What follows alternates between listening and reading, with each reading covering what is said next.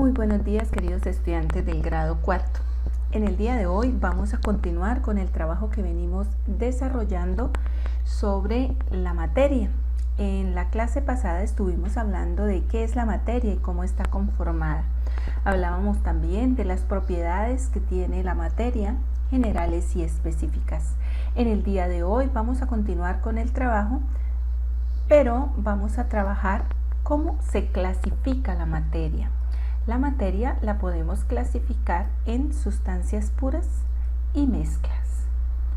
Muy bien. Cuando nosotros hablamos de clasificar la materia, estamos hablando de cosas que tienen en común, cómo están conformadas. Sin embargo, se diferencian en la proporción y tipo de sustancias que las componen. Los cambios químicos han clasificado las formas de materia en dos grupos, como las podemos apreciar, ya sea sustancias puras o mezclas. Vamos a hablar de las sustancias puras. Las sustancias puras son aquellas cuya naturaleza, composición no varía. Esto quiere decir que las propiedades generales y específicas no cambian. Además, están formadas por un solo tipo de átomos. Existen grandes importantes de elementos químicos que forman parte de este grupo de sustancias puras. Ellas están en la naturaleza y pueden ser sustancias simples o elementos químicos y sustancias compuestas o compuestos químicos. Cuando nosotros hablamos de elementos químicos, estamos hablando de sustancias que son conformadas por un solo tipo de átomos y que además no existen métodos que nos permiten descomponerlos en una sustancia más sencillas.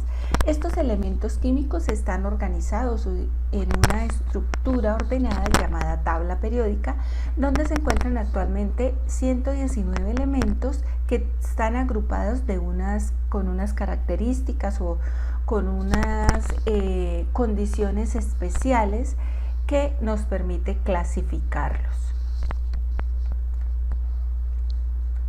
Los compuestos químicos son aquellas sustancias que son formadas por la combinación de dos o más elementos químicos. Por ejemplo, el agua es un compuesto químico, es una sustancia pura, pero está compuesta por dos átomos de hidrógeno y uno de oxígeno. Es decir, es un compuesto porque está formado por átomos de hidrógeno y por átomos de oxígeno.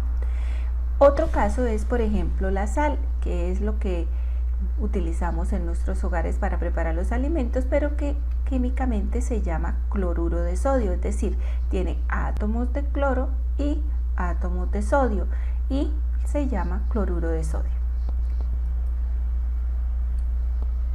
Ahora vamos a hablar de las mezclas. Una mezcla es la combinación de dos o más sustancias diferentes que se pueden separar por varios métodos físicos y químicos. Las mezclas pueden ser homogéneas o heterogéneas. Vamos a mirar las características de cada una de ellas. Cuando nosotros hablamos de mezclas homogéneas, decimos que son aquellas en las que sus componentes no se pueden distinguir a simple vista, es decir, su aspecto es uniforme. Por ejemplo, si yo tengo el azúcar disuelto en agua, es una mezcla homogénea, ya que una vez se disuelve el azúcar, es posible que yo no la pueda distinguir dentro del agua. Este tipo de mezcla se le da el nombre de soluto también. A la sustancia en la que se disuelve se llama solvente. Y cuando yo mezclo, por ejemplo, el agua con el azúcar, esto se llama una solución. Tenemos también, por ejemplo, que las lociones son una mezcla homogénea, la limonada es una mezcla homogénea, el café con leche es una mezcla homogénea, porque como acabamos de mencionar, los componentes no se pueden distinguir a simple vista. Por el contrario, las mezclas heterogéneas son aquellas en las que sus componentes sí se pueden distinguir a simple vista, es decir, su aspecto no es uniforme. Yo puedo ver exactamente qué componentes tiene la mezcla. Por ejemplo, la ensalada, yo puedo apreciar perfectamente los tomates, las lechugas, las cebollas y todos los componentes o ingredientes de la ensalada. Lo mismo sucede, por ejemplo, con una mezcla de agua y aceite. El aceite flotará sobre el agua, nunca se mezclará totalmente. Entonces, como podemos apreciar, Las mezclas son la unión de diferentes sustancias y conservan las propiedades iniciales, algo que también me permite separarlas con unos métodos especializados.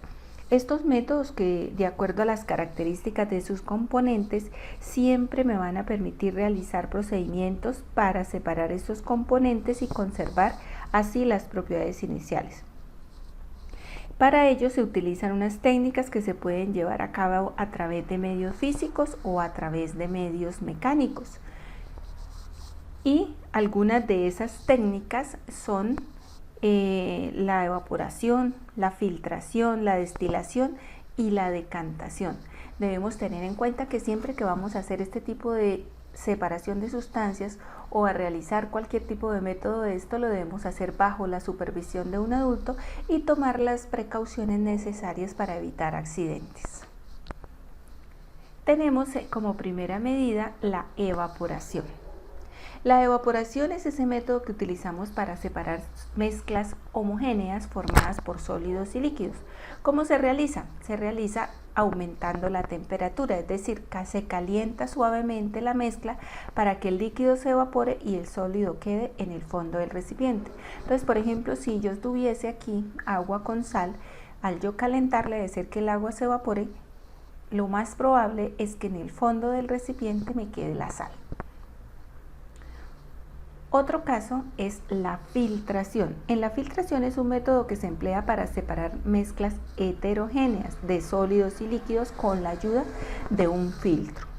El filtro, o también se puede hacer un colador, permite el paso del líquido y retiene las partículas sólidas. El sólido que se queda en el filtro o en el colador se llama residuo, mientras que el líquido que pasa recibe el nombre de filtrado. Con este método se puede separar una mezcla de agua y de piedra, por ejemplo. También tenemos acá el caso de un ejemplo de un esquema de una depuradora de aguas residuales. Esto es lo que hacen, digamos que en lo que nosotros conocemos como plantas PETAR, que son plantas de tratamiento de aguas residuales. Entonces allí llegan las aguas de los caños, pasan por unos filtros especializados, por unos tratamientos. Mira, hacen el filtro, decantación y pasa por una serie de procesos hasta que separan los lodos del agua y pueden luego sí verterlo a las corrientes de agua. Tenemos la destilación. La destilación es una técnica que se utiliza para separar mezclas homogéneas de líquidos. Se emplea un aparato llamado destilador, se calienta la mezcla hasta hervir. Entonces, cuando la mezcla empieza a hervir, obviamente se forman vapores. Estos vapores pasan por un tubo de enfriamiento. ¿Por qué un tubo de enfriamiento? Porque este tubo, por unos canales, se le hace circular agua fría. Obviamente se lleva a cabo una condensación, porque al vapor enfriarse, entonces se convierte en líquido y podemos separar las sustancias. De esta manera se puede realizar la separación de este tipo de sustancias. El sólido que se deposita en el fondo del recipiente, el líquido que se utiliza en este caso uno por lo general es más volátil que el otro, por decir algo. De esta forma se pueden separar con mayor facilidad los alcoholes y obtener, por decir, por ejemplo, el whisky, el ron o este tipo de bebidas alcohólicas se hace con un proceso parecido a este. La decantación. En la decantación, en esta técnica se emplea para separar mezclas heterogéneas de sólidos y líquidos principalmente. Hay dos formas de hacer decantación. Una es muy común que de pronto hacemos en los hogares y es dejar la mezcla en reposo durante un tiempo hasta que los sólidos se depositen en el fondo, lo que nosotros comúnmente decimos que se asiente, ¿cierto? Luego se separan virtiendo lentamente, evitando que se agiten, y se puede separar el líquido del sólido. El sólido que se deposita en el fondo se llama sedimento y el líquido que se separa se denomina sobrenadante.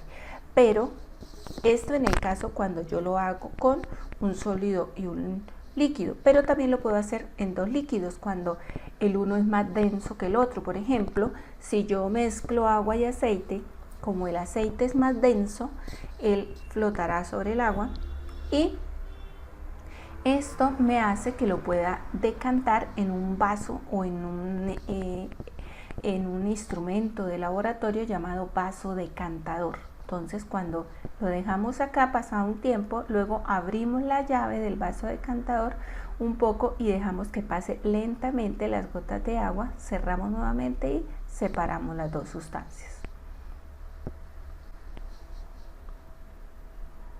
Muy bien, entonces eso es lo que nosotros llamamos comúnmente separación, que puede ser a través de técnicas físicas o de técnicas químicas. En nuestro cuadernito vamos a realizar las siguientes actividades. Muy bien, ¿qué vamos a realizar? Primero vamos a completar un mapa conceptual de las clases de sustancias, es decir, sustancias puras y mezclas. En la segunda parte vamos a clasificar unas sustancias puras en una tabla, es decir, en este lado vamos a anotar todos los elementos químicos y en el otro ladito todos los compuestos. Recuerden que los elementos químicos solo tienen de un solo tipo de materia, mientras que los compuestos tienen diferentes átomos o tipos de materia. En la tercera parte vamos a anotar las clases de mezclas, es decir, mezclas homogéneas y mezclas heterogéneas. En el cuarto punto vamos a realizar una actividad, eso sí, bajo la observación y con la colaboración de un adulto, siempre para evitar accidentes. Entonces vamos a realizar un pequeño experimento utilizando arena, agua, un colador o embudo, servilleta de cocina o papel filtro, dos recipientes, y primero vamos a mezclar el agua con la arena bien mezcladitos, bien hasta que se disuelva bien la arena en el agua, y dibujamos qué tipo de mezcla se nos formó. Hacemos el dibujo y escribimos qué tipo de mezcla obtuvimos. Luego, esa solución que preparamos de la arena disuelta en el agua la vamos a pasar por la servilleta, que la vamos a colocar en el colador. Colocamos la servilleta y vamos a pasar el agua por la servilleta suavemente, despacio. ¿Qué sucedió con la mezcla? ¿Y cómo se llama este tipo de separación de mezclas?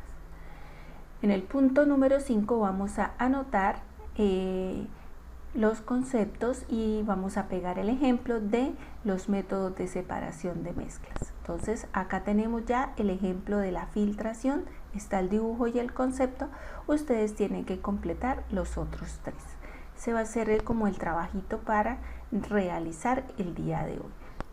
Recuerden, muy importante, desarrollen el taller con especial cuidado de la ortografía.